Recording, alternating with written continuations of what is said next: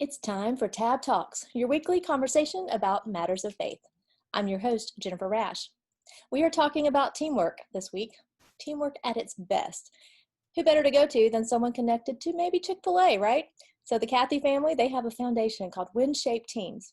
And we have with us today Russ Sarratt and Rusty Chadwick, who are with WinShape, and they're going to talk to us about teamwork. Welcome. Thank you, Jennifer. Hey, thanks for having us. All right, so we all know the level of excellence associated with the Cathy family and with Chick-fil-A. So tell us a little bit about WinShape Teams and help us understand how it fits into the picture. Yeah, so WinShape Teams is one of 6 different kind of parts of the WinShape Foundations. It's pretty broad. Russ may be able to speak to some of the other parts and kind of give some context there. I'll kind of focus specifically on WinShape Teams. So I serve as the director of WinShape Teams specifically, and then Russ is the senior director of leadership for the whole foundation. So WinShape Teams has a focus on developing teams and leaders. Our purpose is to build strong, healthy, fulfilling teams that change the world around them.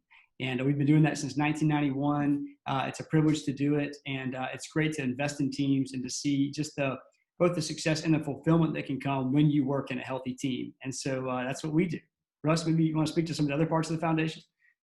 Yeah, and so WinShape Teams is one part of the foundation, as Rusty said. We also have summer camps, which we have quite a few of our day camps that we do in Alabama. And we have overnight camps as well. We have marriage retreats. We have a retreat facility. We're involved in foster care. And we have a college scholarship program also. So quite a few different things that kind of make up the foundation as a whole. And so WinShape Teams, as Rusty said, has been the one that we've really kind of gone out into the marketplace with the most. And so excited that maybe this book is another way to engage people in the marketplace. All right, so now you're headquartered in the Atlanta area. Is that accurate? We're actually located in Rome, Georgia. So Rome, Georgia, got it. Just across Alabama line. All right, you are closer to us than we realized. Okay, good. Okay, so if we're talking about teamwork, you obviously know a lot about that. So I want to talk about the book, but before we get there, tell us a little bit about each of your personal journeys and why teamwork. Why is it important to you, and what have you learned through some of your own maybe missteps along the way? Russ, you want to kick it off? Yeah, so a little of my story. I was born in Mississippi and grew up there for a good bit of time. And then my parents were missionaries for a while. And so I moved to Central America for a while and then ended up back in Georgia in high school. And I came to Rome to go to college. And that's where I first got connected to WinShape. And so I've been at WinShape now for 23 years altogether. And been a part of a lot of the different ministries throughout all that time. And so I think kind of throughout my entire life, I played a lot of sports, been involved in a lot of things through the church and the community, and then here at work, and just been a part of some really good teams and had some great experiences, and then been a part of some teams that weren't so great. And I think the key thing for me in healthy teams is the idea that a team can be successful and be fulfilling at the same time. And so I think oftentimes where teams haven't been good, it's been because one of those two pieces is missing. And a lot of people would probably even say, well, those two things can't go together. But we're making the case that actually, yes, they can. And the best teams can be successful. They can accomplish whatever it is they're setting out to accomplish, and at the same time still be a fulfilling place to live and work and be. So you're saying the whole concept of to be successful, where we've sometimes heard that it's a demanding, relentless, difficult place to be, that you're saying that doesn't have to be there, correct? Yeah, it doesn't have to be the case. And it doesn't mean that there won't be obstacles and things that you have to overcome. But when you view those as part of just the team moving forward, it's a completely different mindset. But yeah, you can be fulfilled and still be successful. You don't have to jump over people and push people down. No, you can actually do it together. All right. Yeah, well, I can't say it much better than that. My background is a little different, but the rest of it's about right. But yeah, I grew up, played sports as well in different varieties. Never all that great at sports. You can ask some of my teammates there, but I got the heart and soul award a lot. So I really was, I was giving it my all. I like that. Miss Congeniality. I like that. That's right. It's like you're not that great, but you tried hard. So I love it. After college, so I studied to be a teacher actually in college, and then I went out and served for a number of years in Colorado in guest ranching, which is kind of a unique industry that a lot of people don't know a lot about, but it really is a wonderful family vacation. And I started to see, I think even through my time there, the value of coming together as a family, having an experience that draws you together. I started to see creating experiences for people as being a really valuable endeavor. And so I came to WinShape Teams about 10 years ago and really began to think about how do we take teams through an experience that can really build that health and fulfillment. And so I served in leadership roles before, but in a minimal capacity, and had led teams, been a part of teams, had seen the good and the bad there, and myself and others, and really was excited to start learning about how do we see more good than bad. And one of the things that we really focus on is the fact that sometimes when you hear folks talk about their team experiences at work, especially, it seems like work is so challenging, the teams can be so difficult that when they go home, their families are getting what's left over. And so now I'm coming home and I'm tired, I'm exhausted, I'm frustrated, I'm ruminating about all the day's conversations and what this person said and this relationship that's tough. And so my kids are getting kind of put aside and I just need space now. And we don't want it to be that way. It doesn't have to be that way. And so we think that teams being fulfilling actually has an impact far beyond the workplace, but it also means we can be more effective and fulfilled in our communities, in our homes, in our marriages. And that's really, I think, what drives us and the people we work with is to say, yeah, we want you to be fulfilled here, and that's great. And we want you to carry that on so you can find fulfillment other places rather than kind of taking the seconds on home to the family.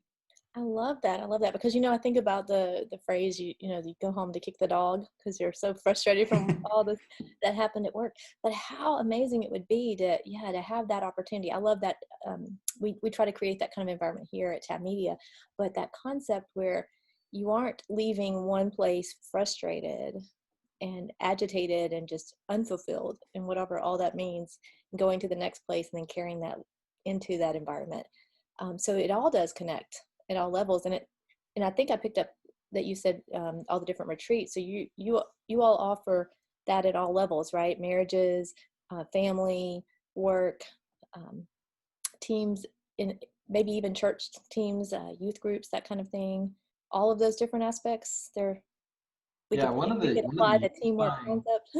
Yeah, one of the unifying things of the whole foundation is the fact that we offer experiences. Okay. And we think that one of the best ways to teach, one of the best ways to learn is through experience. And so, yes, there's curriculum, there's content, there's workshops, but a lot of it is built out in an experiential way. And so it's about creating a safe place so that people can come in, experience something, and learn from it. And so all of the ministries of the foundation are really set up to work that way. And with WinShape Teams specifically, we work with church teams, sports teams, businesses, big Fortune 500 businesses to small local businesses and kind of everybody in between. So, because the reality is we all serve on teams in all aspects of our life.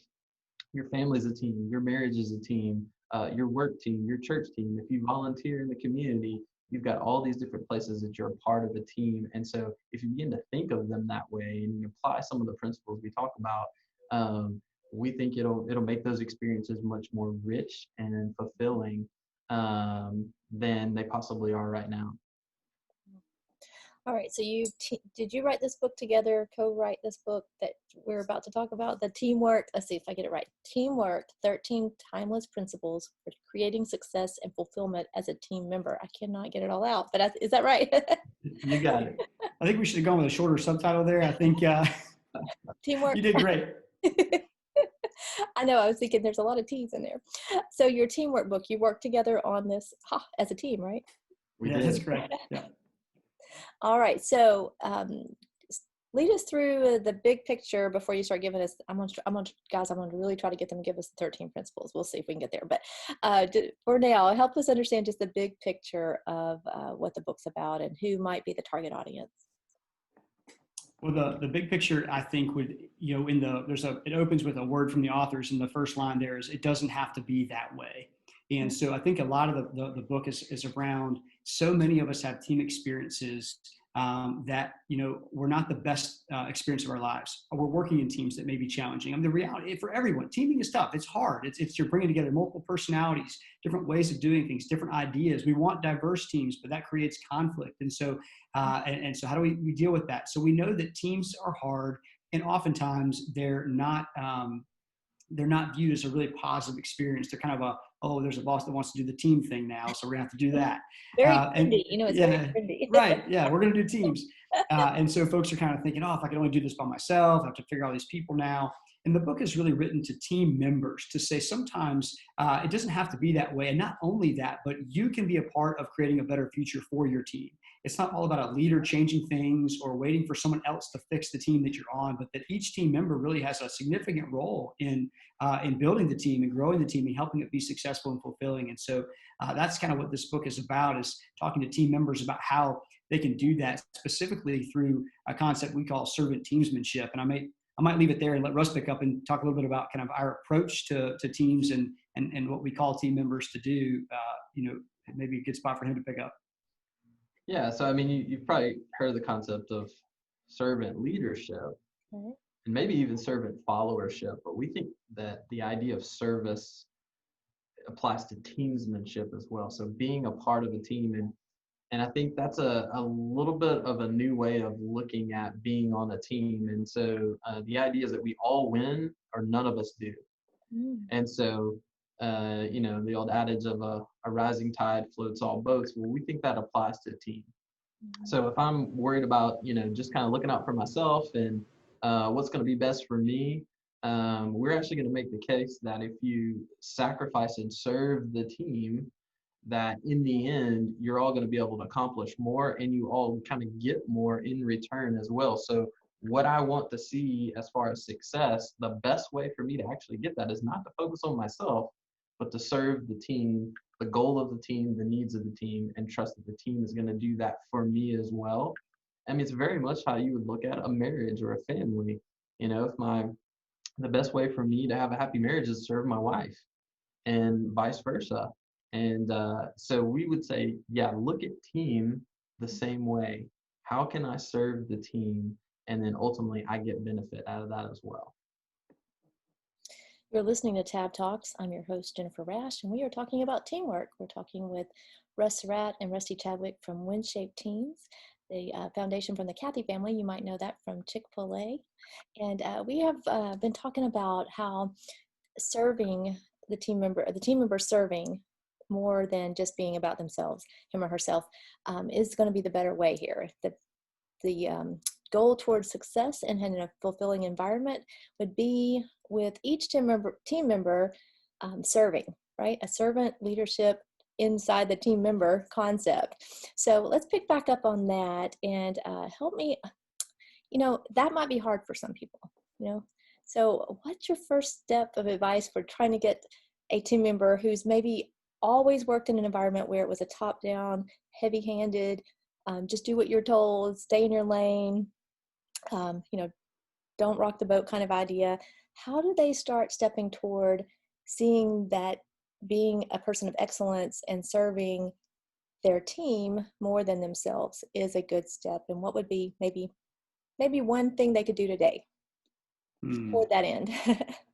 Yeah, well, that's a great question. I think you mentioned, it might be hard for some people. I don't want to be too bold, but I'd make the case it's probably hard for everybody. I mean, it's tough. Our human nature exactly. Our human nature, I think, though, is such that the reality is that, we're constantly thinking about what I need, what's going to be best for me. And so it takes work to start thinking about, hey, what does someone else need? I think, and for some people that comes more naturally and it's easier than others. I think that's definitely true. But to engage regularly in an environment where I'm really truly putting others' needs before my own is a daily task. And so when you ask what some of the people could do first, I think that's a great question, because if you try to say, okay, I'm going to all of a sudden try to be the servant who puts everything of my own needs aside, that's going to be a big change. The way we break it down in the book is we say there are really two approaches to that. One is to focus on personal excellence, and the other is to focus on sacrificial service. And I think that, if someone was saying, what's the first thing I should do, outside of just considering the mindset and start to think a little bit differently, I would probably start with personal excellence. And there's a chapter in the book, the first chapter, the first principle. You mentioned all 13, maybe we might get to all of them, who knows. But the first one is own your role. And the idea there is to say, before you can kind of serve anyone else, you have to own your own role and do exactly what your role in the team is. I think, we actually interviewed a team in the process of just studying teams and trying to learn what makes them great. We found a team that was in the sport of adventure racing, and they're from New Zealand. And adventure racing is a multi-discipline sport where you have a team of 4, they trek, they mountain bike, they paddle, and they do it for days. Races might go for 4, 5, 6 days, and the clock doesn't stop at night. So this is a team has to stay together as one unit for days at a time, racing all day and all night. So they're seeing each other at their best and their worst. And we found a team that had won the world championship 6 times in a row, all over the world. And so we went and interviewed them, we studied them, we made a film about them. And when we were asking them this very question, like, what makes a great team member? What can you do? One of the guys actually said, a lot of people make the mistake of they come into the team and they start out by trying to do everything for everybody else. And what happens is they wear themselves out and they forget to do their own role. And now everybody has to take care of them, right? And we've seen that. So in some ways, I think people could hear this and say, oh, well, if I'm supposed to be a servant team member, I got to go in tomorrow and do everybody else's job for them, so I'll be helpful. And actually, that could have a detrimental effect. So if you start by owning your own role, that's a really a good first step, is just look and say, am I currently doing things on my list? And then we can go beyond that. Russ, I think, says it best talking about stories from the Bible and second mile service. Russ, I would love for you to tell that. I think that could be really appropriate, or if you'd like. Yeah. So that sounds familiar. Right. All right. Yeah. So, I mean, in Luke 5, in part of the Sermon on the Mount, Jesus talks about going the second mile. And, that kind of goes back to us during the Roman Empire. A soldier could come up to any person and could demand that you carry their gear for 1 mile. And by law, you had to do that. So if they said, hey, carry my stuff, you got to do it. And what Jesus was saying was go beyond that and go the second mile. You don't want to do just what's required, but you actually want to go beyond that. That's when we get that idea of really serving sacrificially. But what we kind of miss in that story oftentimes is that you still have to go the first mile first. You can't go the second mile till you've gone the first mile. And so owning your own role, owning the things really well that you're responsible for in a team. But if you do it with the mindset of, I'm doing this as a way to serve the team so that I can go the second mile. So once I know that I'm kind of owning my stuff, I'm getting my part of the project taken care of, or I'm owning my responsibilities, well, then you can begin to look up and actually look and see, okay, who's struggling? Who needs help? Who can I come alongside? Who can I add value to? But it starts with that first mile first. And oftentimes we kind of think, oh, the second mile, that's the part that's kind of exciting. I mean, even like Chick-fil-A, they talk a lot about that with second mile service. Like, that's a big idea, and it's a great idea. But if we spend all our time focused on the second mile, a lot of times we'll end up forgetting that first mile. Wow. Yeah, that's really good. It's really good. All right. Well, I want to know the other tips now. So do you want to pick a few, or would you like to just run through some general concepts? Well, I mean, I think maybe even just picking up there would be a great spot, because we said there's kind of 2 sections, personal excellence and sacrificial service. And so the first chapter in personal excellence is own your role, but the first chapter in sacrificial service is own more than your role. And it is interesting because it is a unique juxtaposition, because you are saying you have to go the first mile. But I think Russ made a great point to say there's a difference in saying, hey, I'm going to do my job. I'm going to do what I'm supposed to do. And that's what I'm going to do. And that sounds a lot like owning your role, but it's very different, because you're kind of saying, hey, I'm doing my thing, leave me alone, versus saying, hey, the first thing I want to do to serve this team is focused on being prepared, on executing with excellence, on doing my job really well. Because the same gentleman that I interviewed, his name's Stu Lynch, he's won, I think, 8 world championships in adventure racing. I mean, he is a dominant player in the game as a member of a team. And he went right on to say, so that's step 1, but also, a great team member is one who's not walking along thinking, am I doing everything I'm supposed to be doing? That person is walking along saying, am I currently doing everything I can be doing to ensure this team gets a good result? And that's a totally different mindset. I think Russ nailed it, because if you're saying, I want to own my own role for the good of the team, then as soon as you feel like you've done the pieces that you've been asked to do, then your next step is to say, okay, Now that that's done, am I currently doing everything I could be doing to make sure this team gets a good result? Not, I'm done. So good luck. That's a very different perspective. And so I think right after own your own role, naturally following from a servant teamsmanship mindset is going to be own more than your role, looking up, seeing what's out there, and then acting to meet those needs as they come. So that just comes to mind as a natural follow-up.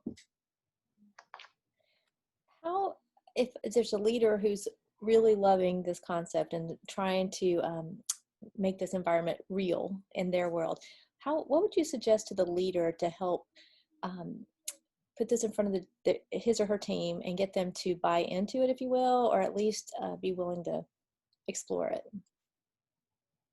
Yeah, we actually have some resources as a part of the book to help with that. So at the end of each chapter, there's kind of a note, a little section to a leader that says, here's how you could apply this specific piece from your perspective as a leader. And then at the very end, there's a couple different scenarios for how you might take your team through the book together. And actually, I think that would be my answer is go through the book with your team. Rusty can probably speak to this.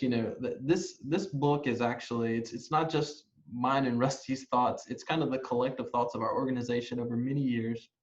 We just happen to be the ones to put it down on paper. And so Rusty's team is even his leadership team is going through the book right now ourselves to kind of say, okay, let's be reminded of these things. What can we learn? What have we practiced, and what have we learned new even? And so I think going through it as a team and kind of asking a lot of questions and pointing out ways that you've seen these things be true, and then maybe ways that there's still some gaps that we can get better at, is probably the best way. But there's a lot of information throughout the book on kind of guiding you as a leader through doing that. Rusty, anything you'd want to add about your team's experience going through it right now? Well, I think you're exactly right. That's such a great way to engage it, because we just had, last week was we were on chapters, I can't remember, 10, 11 or something like that. We were trying to take them a couple at a time. That's not working. It usually ends up being one. And then we have to say, next week we'll do. We started out with a certain amount of time. We've now extended that, because really when you dive in, it's great to read through, and each of the chapters is laid out in such a way that it kind of says, for example, there's a chapter called, feedback is a gift. And so Russ tells a story there about the Braves and the pitching staff, and kind of introduces the idea, and then gives some best practices, some ways to put that into action. Then you've got some questions for reflection. So as a team, it's great to sit around and say, hey, how are you seeing this play out? Where could you grow here? What are you learning here? What were some of the highlights as you read the chapter? And then, or a chapter on building community, you can ask one another, what's something about you that we don't know that we should know? That was our conversation last time I was leadership team. It was great. Well, I don't think people know this. Or one member said, actually, I have a hard time giving away too much about myself. And so even just thinking about right now, what I want to share is a process of how deep do I want to go? And then you can engage on that. It just creates a great platform for that discussion, a common language around it. So we've really enjoyed it. I think that Russ is right. Walking through it as a team is a wonderful way to engage it and to learn. And that's any leader can take their team through it. It's just asking a few questions and then listening to what people have to say. So it's not hard. Do you recommend the leader actually lead the discussion and walk through it, or someone else, whether it be a person outside the team or someone else on the team? Should it be the leader? Yeah, I think Russ may have a totally different perspective. I think you could go either way. I think for us, our team is pretty close, and so we're kind of engaging. I mean, I'm sort of facilitating the discussion. I'm asking the questions, but it's basically I just kind of started off. I think some leaders may be less comfortable with that, or may feel like they could use the outside help. I don't think there's a right or wrong there. It's probably whatever environment you think is going to allow your team to be most likely to share and engage. And also, I will say this, it can be hard for the leader to fully participate when they're asking the questions, because you are trying to facilitate and give everyone a chance to speak and draw things out. And so it can be hard for you to also share your perspective without feeling like you're responding to each person. And so I think that just depends on the leader's comfort level and what they're trying to get out of it. I think an outside facilitator can be a wonderful tool there, and that's something that we always are excited to help with. But leaders are certainly or to your point, if they want to have another team member that's really excited and say, why don't you take us through or change the role, move it around. There's really no right way. Whatever gets the best result would be the one I would go with. Russ, would you add something different? Yeah, I totally agree. I think it could go a lot of different ways. The one I like the most, me personally, is to pass the leadership around. if we were going to meet several weeks in a row and have a different person facilitate each week, I think that gives people an opportunity to maybe flex a muscle they don't use a lot, facilitating, leading, asking the questions. It also doesn't put all the responsibility on one person. So I think, to me, that's a great way as an option. Well, I am excited. The book is Teamwork, and it will be available on November 24th, but it can be pre-ordered. So tell us how to find the book. Yeah, you can go to we've got a website set up for it. It's called teamworkbook.co. And you can actually go on there, find out a little bit more about the book, a little bit more about WinShape Teams. You can get the first chapter for free, actually, on that site. And then it also has links to all the other places, Amazon, Barnes & Noble, Books A Million, all the places you buy books, it'll be available. Okay. It was Teamwork. Teamworkbook.co. Teamworkbook.co. All right. Well, Russ and Rusty, thank you so much for sharing. I can't wait to read it. So I appreciate y'all. Well, thanks so much for having us. Yes, it's our pleasure. Thanks for having us. All right. And thank you all for listening. We'll be back next week.